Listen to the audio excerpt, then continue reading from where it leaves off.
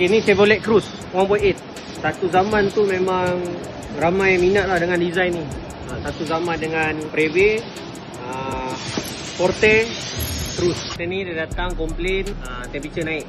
Dia ikut suka dia, tak tentu lah masa drive ke, masa idling ke, dia ikut suka dia lah kan. Dia nak macam mana ikut dia lah. So lepas kita check, nampak ada macam air ada kurang sikit. So memang ada simptom overheat tu ada lah. Dia model ni pakai single fan motor. So dia ada 2 speed. So dia jalan tapi slow. So maksudnya yang high speed dia tak function lah. So bila kita try ketuk, baru dia jalan. So takkan setiap kali drive tepuk tu ketuk telinga dah capang. Ke tepuk Telinga dah capang. Jangan betul-betul. Kita detect fan motor issue.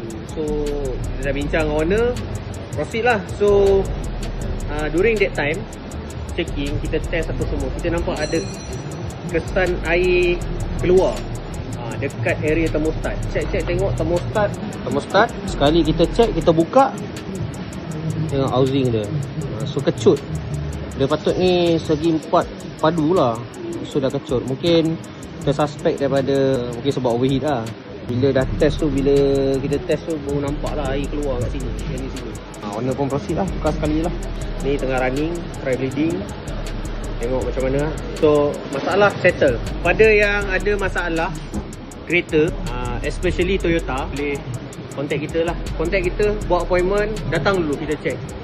Kita tak boleh nak ramal penyakit tu. Kena datang, kena check dulu lah, baru kita tahu.